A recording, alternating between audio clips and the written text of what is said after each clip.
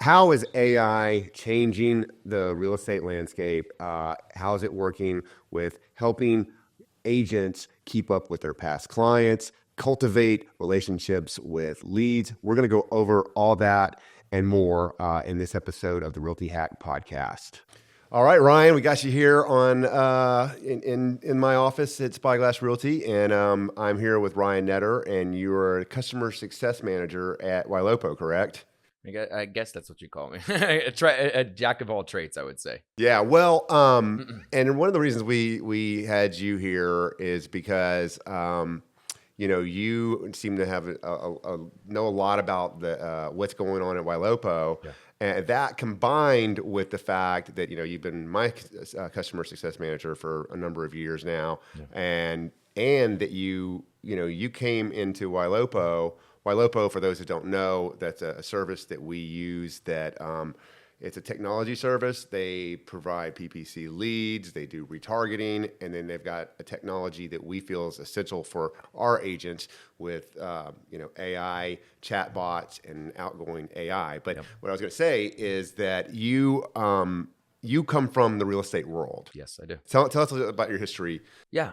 So getting started, was of course the coming out of college and the COVID kind of world of things. I was looking, again, I was in the event space. So very promotional, into that promotional kind of being in front of clients my whole life. My dad's a developer, so we did a lot more long-term relationship, real estate, not in the residential space, but, COVID hit and I went back and was like, hey, my degree's not going to do anything for me. So what can I do? And so I actually went and studied digital audience strategy at ASU, which allowed you to do a certificate within a year to learn about Google ads, Facebook ads, kind of just the audiences online, right? And so I took that and was like, hey, I need to apply it to an internship. And during COVID, no one was hiring or doing anything. So I went up to Andrew Bloom out of Scottsdale, Arizona, and was just like, hey, I know you run a team. He was a very sphere-based client, right? And he was very analog-based, right? Newspaper, magazine, everything like that. And I was like, how do we take that and how do we digitize that, right? And it was funny because Ylopo then was only Facebook leads. And so it was, you had to wait to get on, right? There was a wait list to be able to get on with exclusivity within Facebook ads.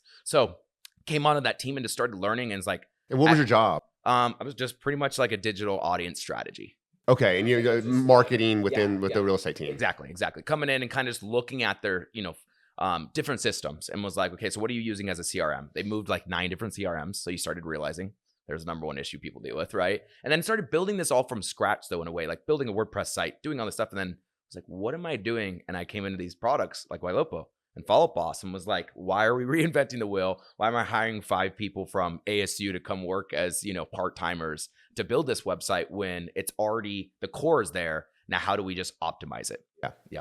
Okay, so we're going to get into what the subject is. I want to get your history, but we're going to get the subject of AI and how that's working. But first, I want to thank my sponsor, Capital Title. That's our sponsor for the Realty Hack podcast, and they are an amazing group. They do a lot of good work. We wouldn't have a sponsor for the show that we didn't stand behind. So thanks to Capital Title.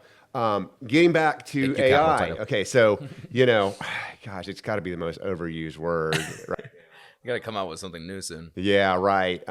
Tell us about the development of AI, and you can. Yeah, in my own words. Yeah, in your own words, but also, we don't have to. Obviously, you're going to come from your experience at Ylopo, but you can go beyond that about what's going on. Of course, because in my experience with Ylopo, it started with the chatbot. Yep. Right. 100%.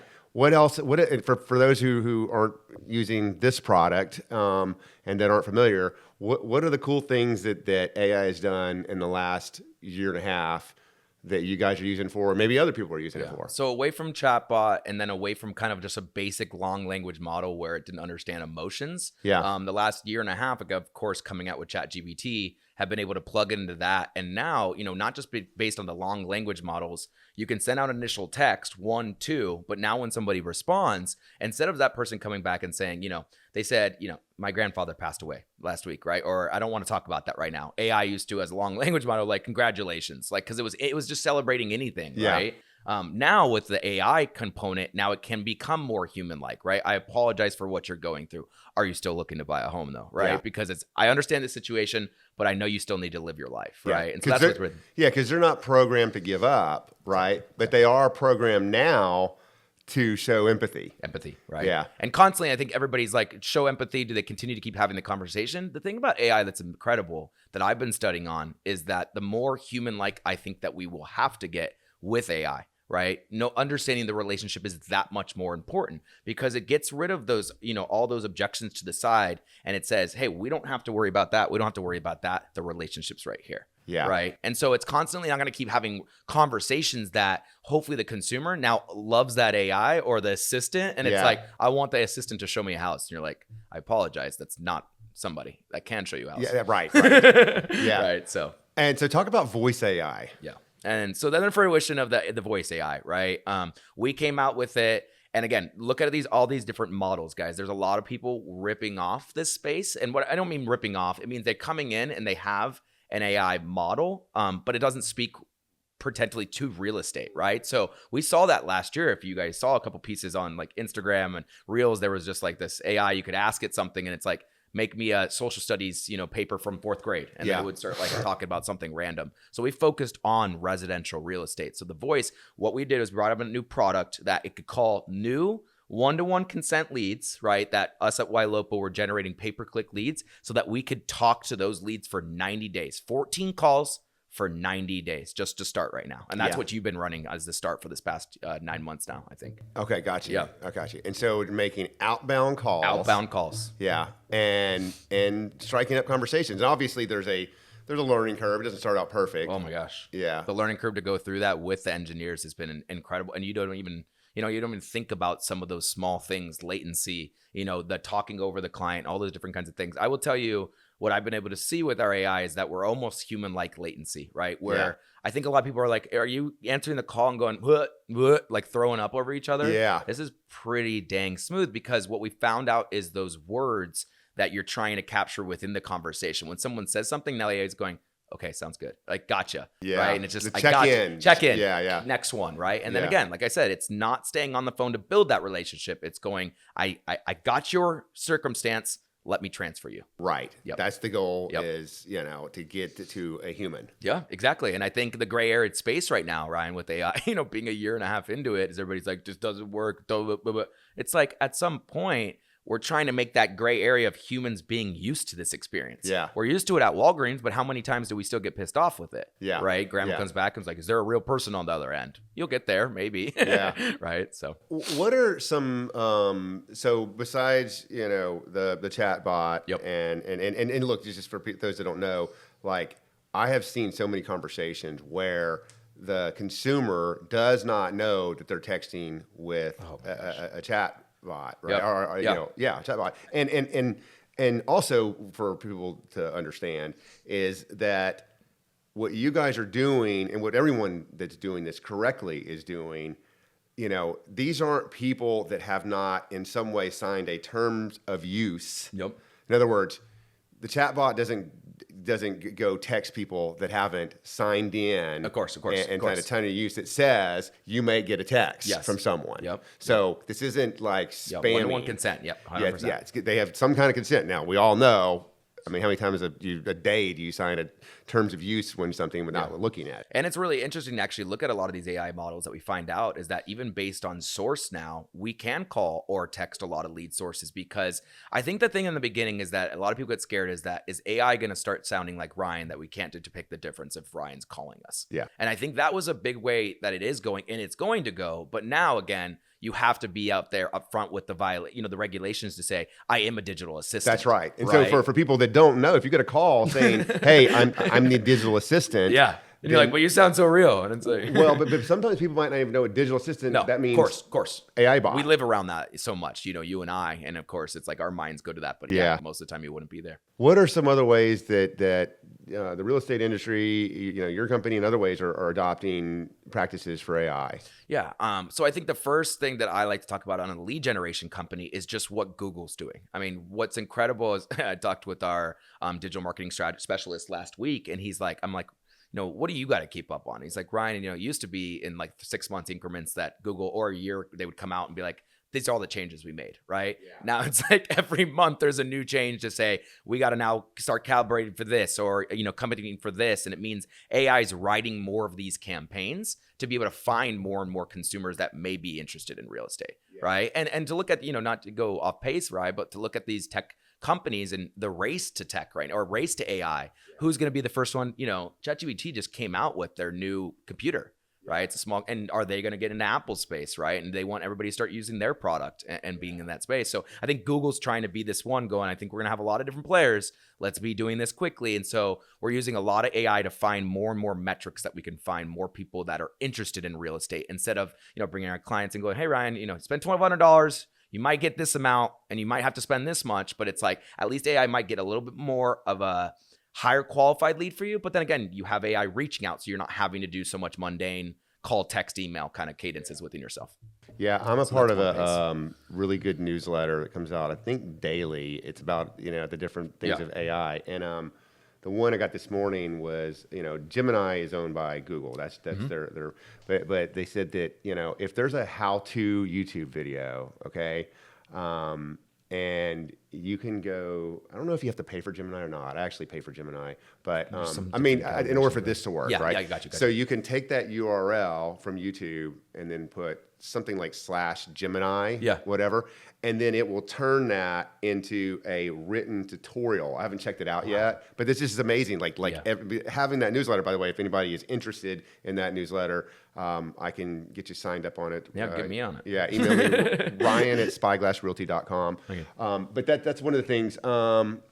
Anything else as far as, AI and like agent productivity, anything like that you've seen recently that people are trying? On the agent productivity, again, I think it comes down to just the text and the voice on the productivity pieces, right? Yeah. Not having to have so many agents go in there and, call, text, email in a pawn for a certain amount of times. And you're getting more of saying, hey, we can go revitalize these leads a little bit for you. Yeah. And again, they're still 6 months out, but at least we were able to get something from them, right? That you can build that relationship on. I think what the gray area space that started getting weird in lead generation is constantly this like, Ryan, there's so many people on the internet now. I can't keep in track. When I reach out to somebody and then I reach out in 6 months, they don't know who I am anymore. And I think those are the pieces that how can we constantly learn an omni-channel effect with AI to keep feeding somebody, right? So the next time that we do call them in 6 months, it wasn't us doing the work, right? But you've been giving these little kind of hey, check this out, but it hasn't been you, it's been AI, right? And I think that's even on a text message basis, like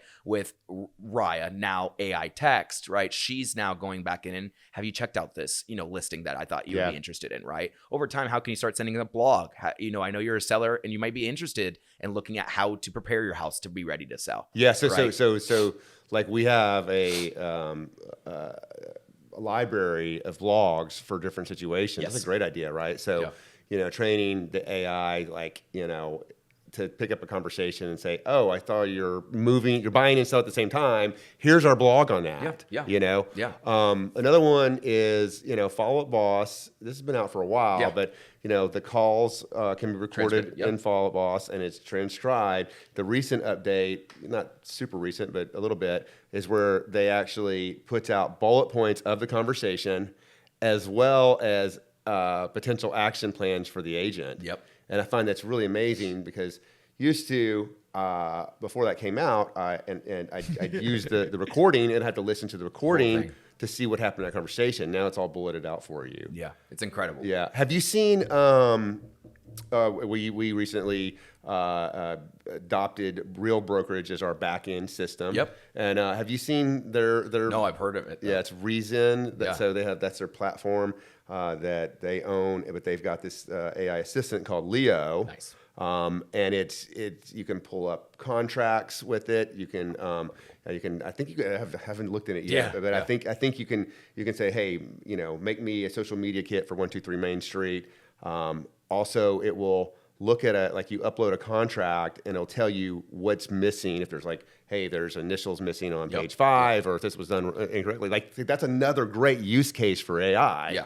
Yep. I don't know anybody else that's doing it like that. I'm sure there's some coming, but that's a great. What I'll say on that, Ryan, that I've kind of examined is that we are in this space for the last 10 years with so many systems with real estate agents where this industry's gone. We need to get the agent back out in the field and away from the computer again. That's right. Right? We've got them back into these computers. Like, these systems are great. They're going to do so much better for you. Now we're all in it. And then they're like, what am I supposed to do to get to my numbers? Well, we know it's a numbers game. You need a certain amount of calls a week, a day, a month that need to be happening. And I think that's just my brain's over here and I'm not doing this, right? And that actually, it's really interesting with technology because those things that I feel like we have to put in those mundane tasks, technology almost kind of like gets us away from that knack, right? It's like, because it's like the old school phone that you're like, you're going to pick up the phone and be like, I got to dial this thing 100 times, and will this be successful doing that? So I just think getting these agents away from the computer, I think that's where Google and everybody is going, is that you're going to have this digital assistant, right? Hey, go write me a contract. Hey, go follow up with 1, 2, 3, client and send that out to them. And then I'll be following up with this. Right? Yeah. Like AI is what it's doing is doing the cherry picking for you. 100%. Because it used to be like, okay, let me see who is looking at what. Yep. When I say that, what I mean that is like, you've got, your clients getting online, looking at properties, favorite properties, whatever.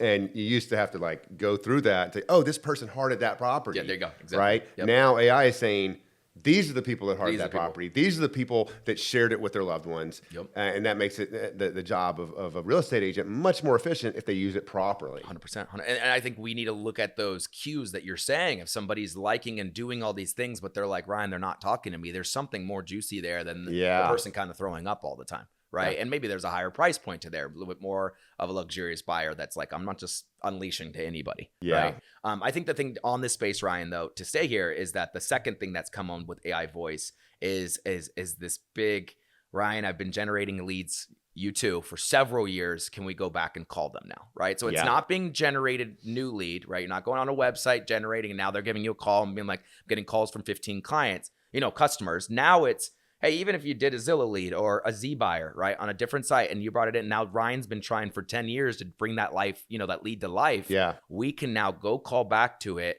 TCPA compliant. We're not selling anything. Are you looking for any additional information? Yeah. Right. So I've been starting that and I've been sharing the results. I know I'm like, Ryan, let me get you in the right time. But those results have been very interesting to the point that gray area space is still that the consumer does not stay on the phone the whole time. Yeah. Transferring you now. And it's like, what? You know what I mean? Because it's so, it's not confused. It's like, I know what my job is and I just need to get you to the additional information. Great, you want to buy or great, you want to sell. Let me get you to an agent. Yeah. So what do you know about TCAP? TCPA. Yeah. TCPA.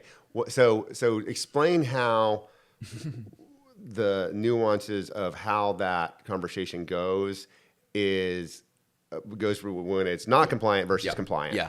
And again, I'm going to say this on the podcast. I am not I'm not a lawyer. I'm not here to give any legal advice, but what I've seen and what's really interesting is I think it's interesting in this industry, there's a lot of scare tactics as well, right? Because this has been in place, everybody, for a year, right? It happened last March. And if you guys are Follow Up Boss users, you see where Follow Up Boss took their measures to do this the right way, where we're registering our businesses and we're registering our business phone numbers, right? Like that was the first step we did. Ylopo did that as well. We were TCPA compliant with Twilio, where we needed to re-register everybody's phone number. And it was like, why are you doing this? Well, big headache. Yeah. Why are you bothering us? And it's like, we were getting ahead, right? Yeah. So the whole thing that I see it as is, again, one-to-one consent. The bigger portals are going to have the biggest struggle with it, right? Is selling leads to multiple different people because it wasn't the brand they consented on to say, hey, Ryan from Spyglass Realty is reaching out to you. Yeah. Right. It's like Zillow's generating this lead. We're going to call it 15, 14 times and then sell it. Yeah. Right. In that instance. And I'm not saying like that's the flex model and different things, but even Realtor.com, they went to their new market VIP to get more of that one-to-one consent so that they could build out that brand.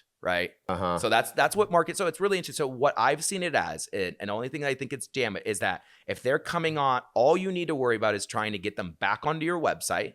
I think what you've told us so much about email marketing is that much more important. Yeah. Right. Because if you can't text and call them, how are you long-term just putting the right things and value in front of them to click back on it and opt back in? Because they're like, but their number's on the DNC. Guys, no matter what, the number's on the DNC and they opt in, they're saying I'm good to go. That's right. Just because you're on DNC doesn't mean you didn't opt in. 100%. Yeah. I think, Ryan, the only thing that gets kind of worrisome, as I tell people sometimes, it's this world we've been going through at Ylopo is I've got Cold Realty, I've got Red X, I've got Vortex, I've got Vulcan, Fizbo's expired kind of leads. hey, we did call those people. They did give us consent. We're bringing them into your ecosystem now. And I'm like, Yeah. that's where we're finding out. It's really screwed our email reputation and different things like that. And then those are the people, you knew it. It's 3 numbers. There's 2 on the DNC and 1 not. As ISAs back in the day, what do we do? And this DNC never calling it, because how are they going to associate anything with our phone number? Now that's where that's going away. So now with AI, that whole thing you were talking about, everybody was getting upset. I thought you're trying to act like a real human with this AI. Why are you saying digital assistant? Well, as you can see, digital assistant, and now I know everybody got upset with this, the stop language. We've actually been able to change it. We can end anytime. So explain that. So when we calling a new lead, right, or a database lead, hey, it's digital assistant with Spyglass Realty. Yeah. You can opt out anytime, or you can end anytime. Just say end anytime. Yeah. But, so yeah, it's not like, yeah. So so it used to be you had to say stop. Stop. Now AI can we can end this conversation anytime soon. So it sounds a little bit more fluidly. Oh, I see. Yeah, it's even in the text message. If you've seen that, if I show some of the text now, people are like, it's a little funky that says anytime soon. And it's like the consumer comes back and goes, let's end. Yeah. Then they're good. Like they're off. They're good. They don't want it anymore. Right. Okay. Because there's a lot of people that's trying to go around that. I not to get into too much details. A lot of people through texting services and email, like calling services, were trying to say, "Hey, they didn't say not interested. Right. We're gonna keep blasting them. Right. And that's the kind of stuff that comes down. And then another thing, you remember those voicemail drop kind of days and different things like that. Yeah. Those are the things that are getting a little bit more sketchier to do. Yeah. Still. Right. My girlfriend works at Maverick RE. Maverick RE is a sister company to Ylopo. It was created kind of in the midst of us understanding that sales managers is a hard role to hire. You have a fucking great one. Excuse my French. No, you're fine. I mean? No, I'm saying it's been amazing to watch Ryan and the fruition of Johnny, right, as a sales manager. But now even putting Johnny behind this tool is like, holy crap. You know what I mean? That's what's pretty cool. But guys, people that struggle with sales managers in this business, right, we've been able to bring a tool in here that's kind of encompassing all the data inside of Follow Up Boss. And you'd be like, Ryan, Follow Up Boss already has data. It does, but when you get to the point of being like on a Johnny, a sales manager that understands these metrics, he wants to see more, right? Yeah. And especially you guys being a big portal kind of buyer within some of your lead sources, you want to see, how many leads an agent has actually given up to their conversion rate, right? Not, hey, I took 10 leads and I gave away 9. Now I'm at 98% conversion, right? And I feel really good about myself. It's like, no, you gave away 9 leads and you only converted 1. You have like a 1% conversion, right? From that. So the AI piece on this is where I'm really proud of this product, because I think the hardest thing we do in this industry is, Ryan, I'm just not doing well this year. What is it? And it usually comes down to their agents, right? Yeah. And so Maverick through AI analyzes where the breakdown is. Is it that they're not asking for the appointment? Is it are they not are they writing contracts, and like every step of the way? So like there's the first is did you answer the call? The second is did you ask for appointment? Yep. Second is did you make an appointment? Yep. Third one was did they show up for the appointment?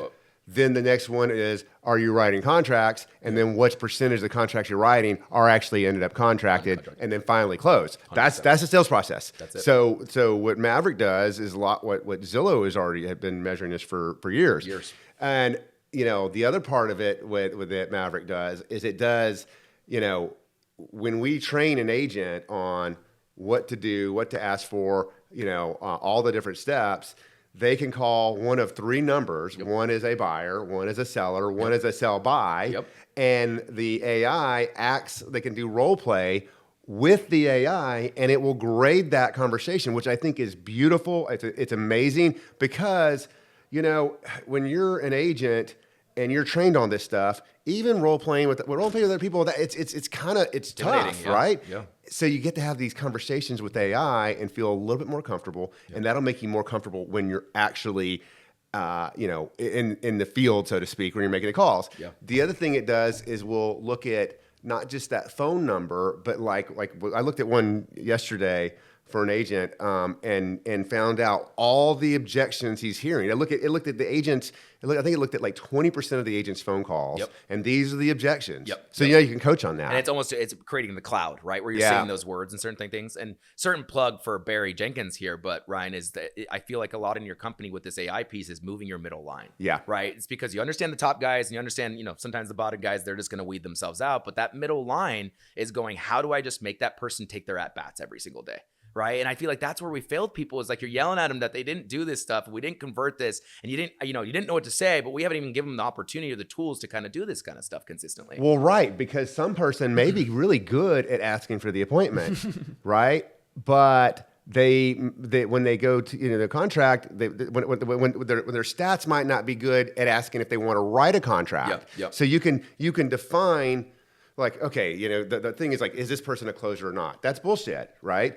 I mean, sometimes they're just not a closer at all. Yeah. But usually they need coaching on one part of that aspect. 100%. And what I think Maverick does is defines what part they need coaching on. And that way your coach, your sales manager, whatever, can focus on that. And then if you coach to it real quick, like if you said you coach to it and then you came back and you're like, hey, I'm asking for the appointment every single time. It was funny because Barry asked this one client, hey, you're saying she's asking every time. And he goes, but ask her again, how is she asking for that appointment? They go listen to it or looked at it and she goes, will you maybe meet with me this Friday? Yeah. Will you maybe? And it's like, you keep saying you like want to be a winner and you have this winning mentality. Are you even like saying that in your calls? You know what I mean? Are you being solidified? Are you strong to believing that, if you say, let's meet on Friday, that's right, they're coming with you. Right, you know right, I mean? right. Let's maybe. And they're like, maybe should we never meet? Or you slot close. You say, what do you think? What's better for you to meet on Wednesday or Friday? Yeah.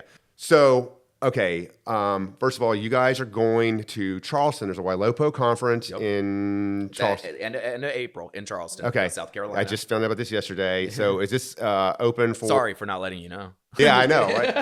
I'm sure I got an email on it.